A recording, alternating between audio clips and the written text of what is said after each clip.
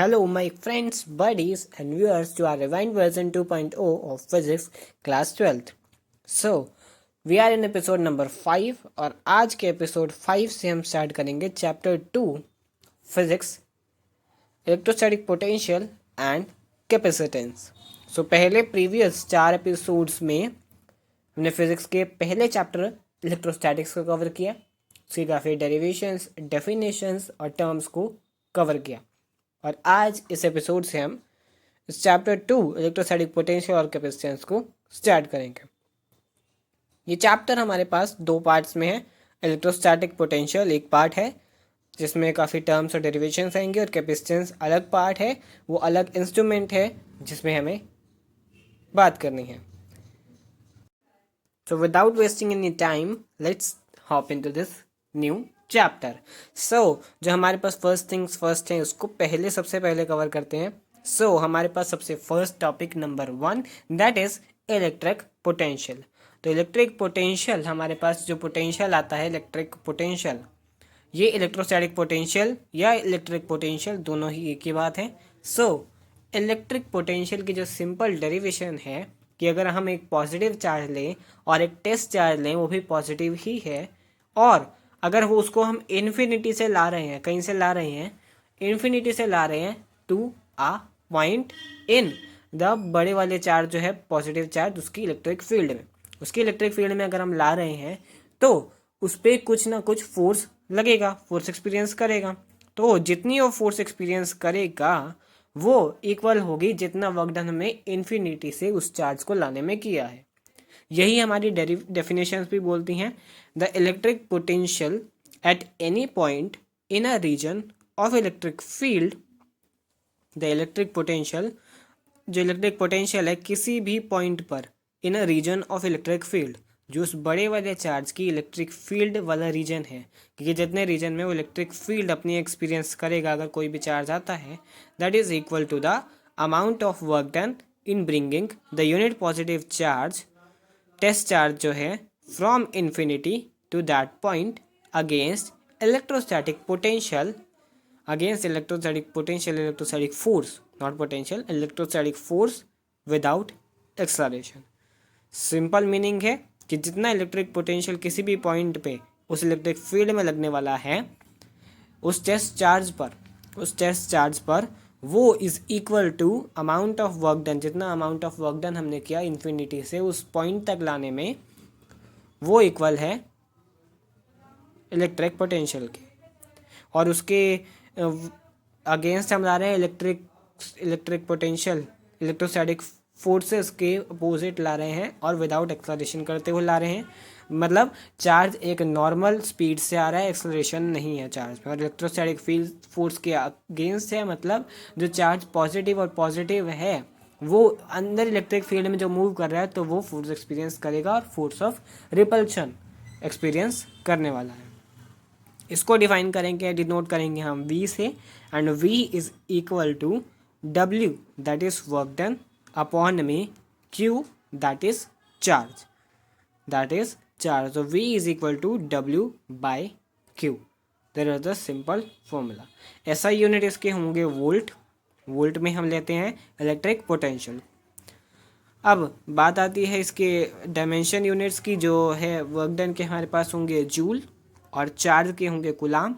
तो जूल पर कुलाम that is equal two volt, joule पर कुलाम that is equal two volt. तो हमारे पास ये बनने वाला है. नेक्स्ट हमारी सेकेंड थिंग आती है that is electric potential difference. Electric potential difference, अब जहाँ तक हम उस चार्ज को ले आए उससे अगर आगे पॉइंट पर बढ़ते हैं, अगले पॉइंट पर जाते हैं, उसी इलेक्ट्रिक फील्ड में हम मूव कर रहे हैं और वहाँ से ना रुककर अगले पॉइंट पर जा रहे हैं, तो पहले वहाँ तक का इलेक्ट्रिक पोटेंशियल और उसके आगे पॉइंट तक का इलेक्ट्रिक पोटेंशियल, अगर दोनों को हम माइनस करें तो हमें इलेक्ट्रिक पोटेंशियल का डिफरेंस मिल जाएगा. यही डेफिनेशन भी कहती है, it is defined the difference in electric potential in bringing a test charge, unit positive test charge is moved against electrostatic force from one point to another without acceleration. V star minus V dash is equal to V W star dash upon Q not. Q not हमारे पास test charge है और test charge ही हम इसीलिए रखते हैं ताकि sense करने में, छोटी से छोटी इलेक्ट्रिक फील्ड को सेंस करने में हमें परेशानी ना हो, कि अगर सबसे छोटी भी इलेक्ट्रिक फील्ड लग रही है तो उसको भी ये टेस्ट चार्ज सेंस कर लेगा और हमें बता देगा कि इलेक्ट्रिक फील्ड सबसे डिस्टेंस पॉइंट पर कहाँ से लगनी शुरू हुई है।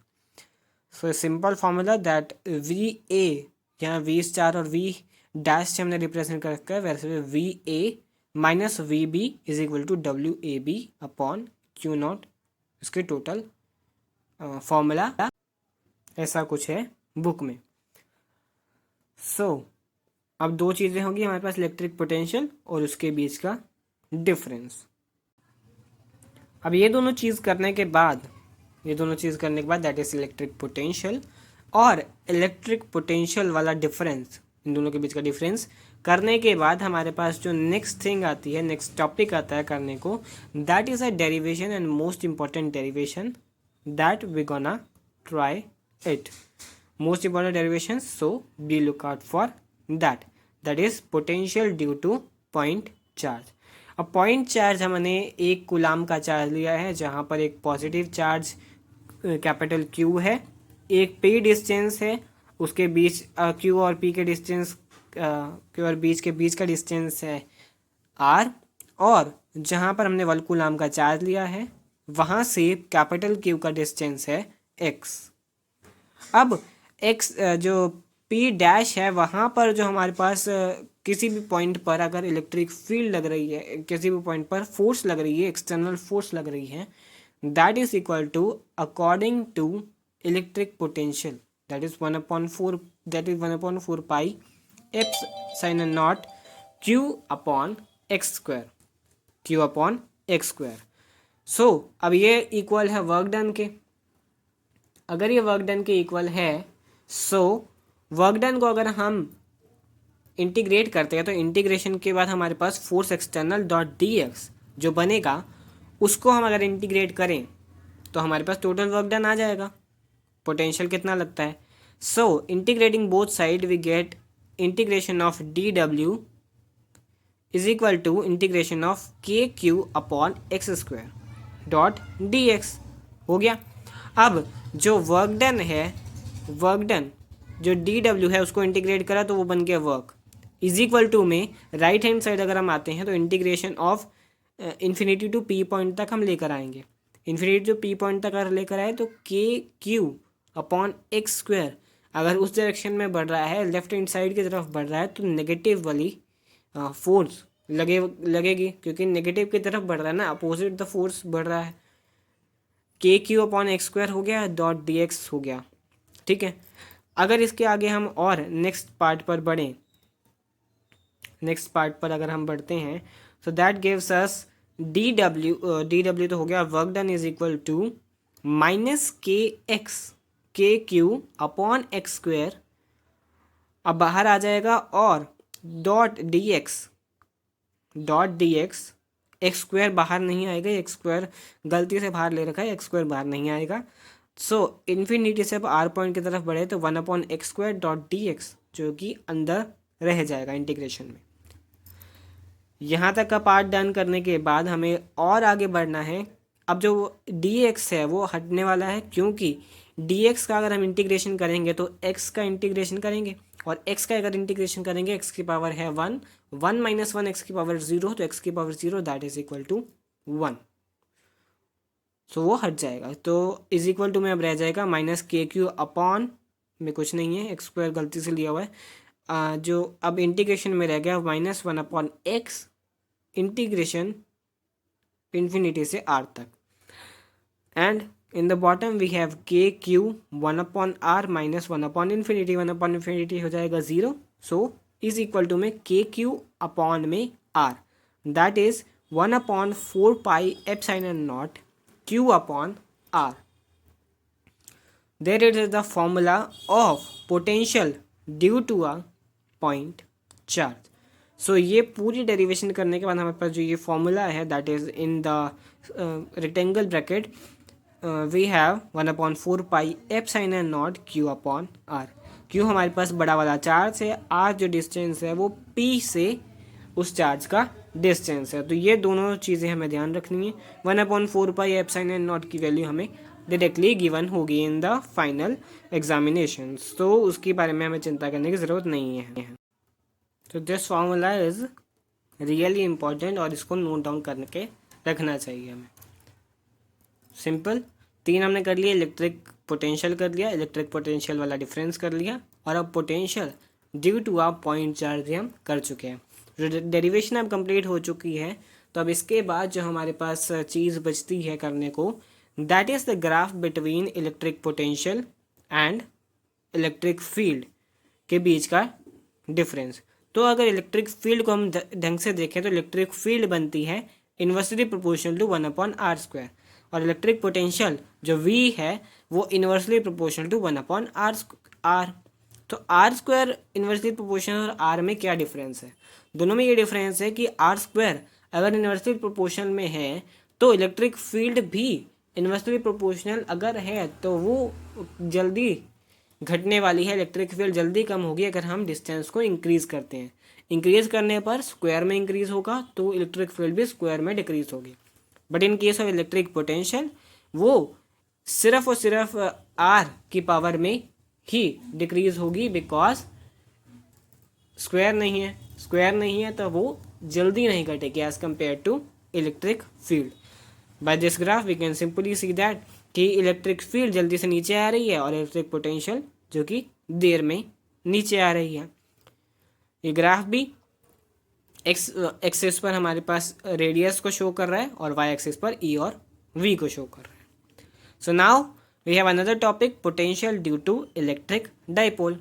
फर्स्ट चैप्टर में हमने इलेक्ट्रिक डाइपोल किया हुआ है, इलेक्ट्रिक डाइपोल की वजह से इलेक्ट्रिक फील्ड में निकाली हुई है। अब इलेक्ट्रिक फील्ड निकाली है तो इलेक्ट्रिक पोटेंशियल भी हमें निकालना है। अब यहाँ पर पहली कंडीशन आती है कि एक्सियल पोजीशन पर हमें जो पोटेंशियल निकालना है।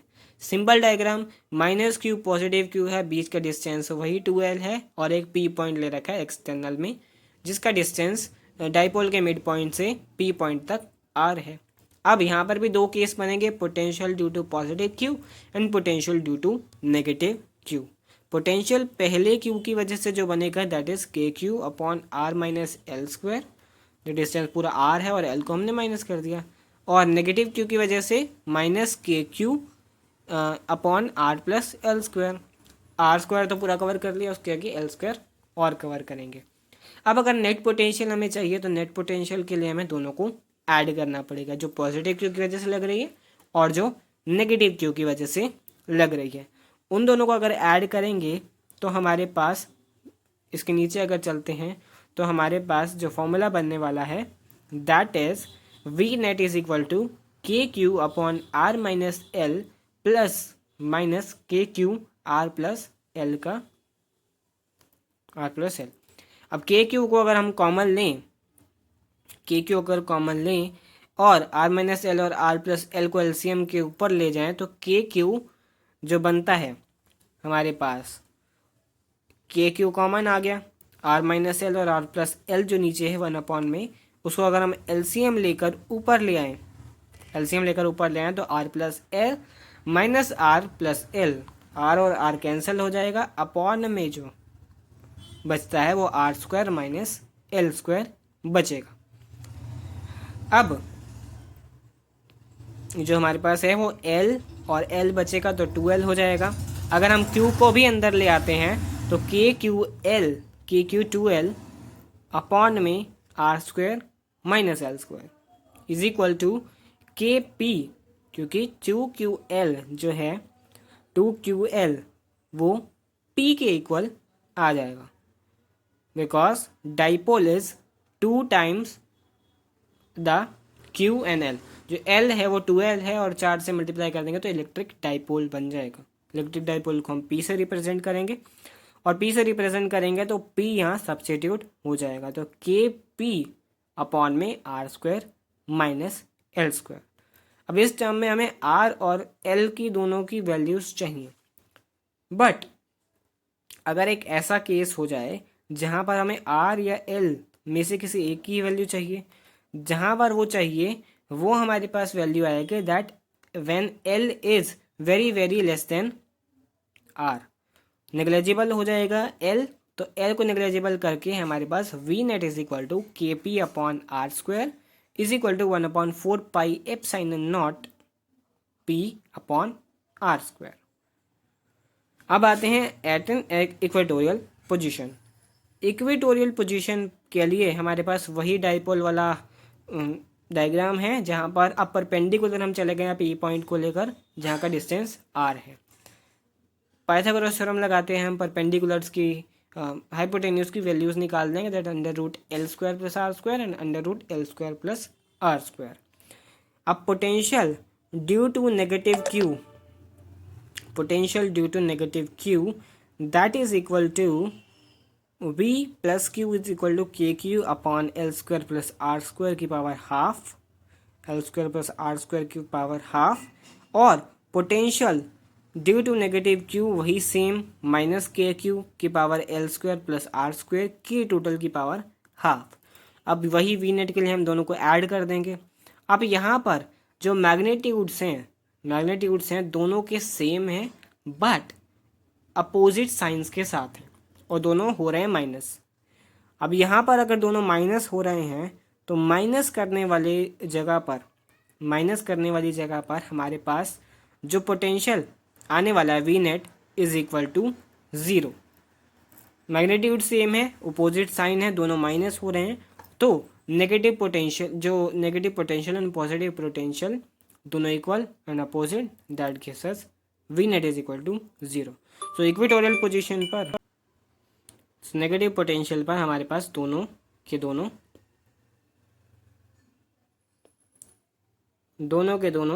यानी कि इक्वेटोरियल पोजीशन पर पोटेंशियल 0 आएगा अगर हम परपेंडिकुलर जाते हैं।